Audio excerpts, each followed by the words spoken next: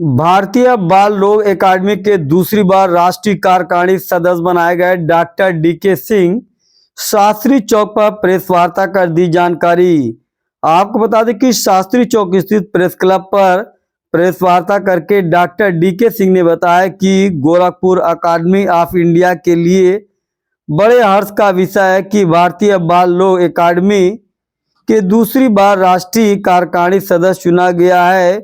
पूरे उत्तर प्रदेश में केवल 3 ही कार्यकारिणी सदस्य चुने जाते हैं। इसका कार्य भारत के बच्चों के स्वास्थ्य संबंधी नीति, नियम और मानक के प्रभावी उपचार की रणनीति बनाना है, जिससे बच्चों के स्वास्थ्य को प्राथमिकता मिले और शिशु मृत्यु दर को कम किया जा सके।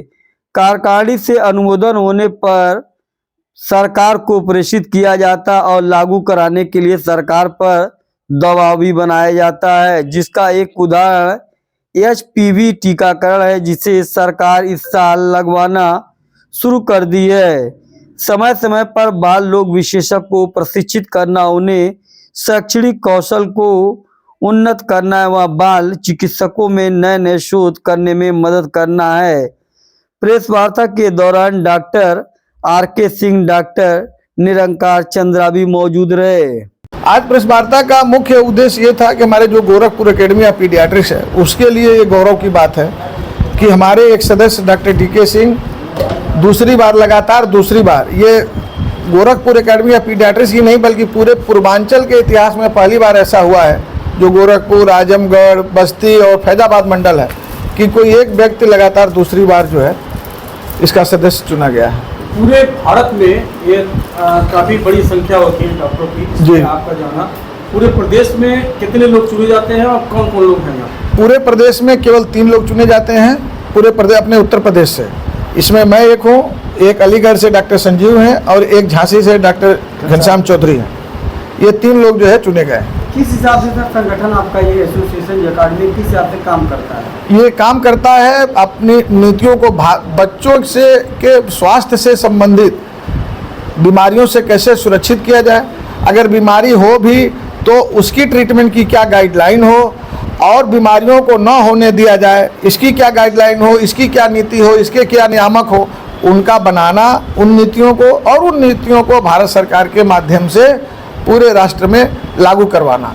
ये जो है, ये बताइए IAP का हमारा आपका जो कार्यकारिणी में चुना जाना पूरे प्रदेश में, बच्चों के लिए क्या मापदंड है और इसकी जिम्मेदारी कितनी बढ़ जाती है आपको? इसकी बहुत महती जिम्मेदारी हो जाती है, इसीलिए ये हर प्रदेश से या हर से लिए कोटा फिक्स किया गया है, क्योंकि हर अपना जो देश है वो वहाँ की क्लाइमेट अलग है, हर प्रदेश का क्लाइमेट अलग है, हर प्रदेश के रहन सहन खान पान का तरीका अलग है, ताकि हम अपने क्षेत्र के लोग, जैसे अब आप देखेंगे हमारे यहाँ इंसेफ्लाइटिस होती है, लेकिन जो मध्य प्रदेश है या जो छत्तीसगढ़ है वहाँ इसकी संख्या बहुत कम है।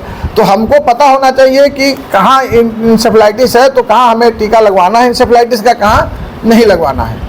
तो हम अपने एक स्टडी के माध्यम से अपने जो IAP है उसको बताते हैं कि हमारे यहाँ ये बीमारी है, इस बीमारी की, तो फिर वो रिसर्च करते हैं, फिर वो बताते हैं कि कैसे हम इस बीमारी के भयावहता को कम कर सकते हैं और कैसे इनको हम रोक भी सकते हैं, अगर रोकने वाली चीज़ है तो जो है, तो उसके टीके विकसित करना, उस पर काम करना, ये सब चीज़ें किया जाता है ताकि उनको उसके माध्यम से इस बीमारी को रोका जा सके और उस बीमारी से बच्चों की जो स्वास्थ्य भी ठीक रखा जा सके और उसकी मृत्यु को भी कम किया जा सके। अच्छा, ये एसोसिएशन डॉक्टरों को प्रशिक्षण भी देता है? डॉक्टरों को प्रशिक्षण भी देता है, जो हमारे चिकित्सक हैं उनको प्रशिक्षित भी करता है, जो बाल रोग विशेषज्ञ हैं। ये जो बच्चे हैं उनके लिए क्या कहना चाहेंगे, क्योंकि पूरे भारतवर्ष में आप 3 लोग प्रतिनिधित्व करेंगे, तो जो बच्चों की बीमारी आती है अलग अलग स्टेट की जो बात कर रहे हैं आप, उनके लिए क्या संदेश देना चाहेंगे कि बच्चों को कैसे सुरक्षित रखें? शॉर्टली जरा।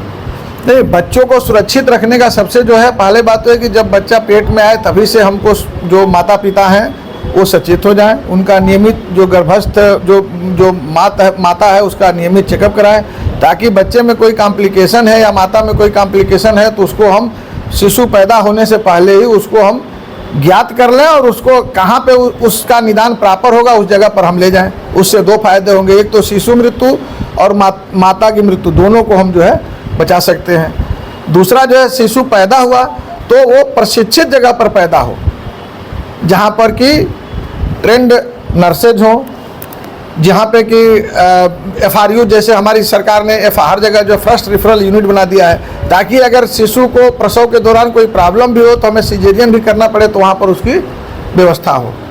तो वहाँ पे अगर वहाँ पे नहीं हो सकता है किसी वजह से तो जिला महिला अस्पताल है। अगर जिला महिला अस्पताल में भी बहुत सारी चीज़ें होती हैं, किसी वजह से नहीं है तो फिर मेडिकल कॉलेज है।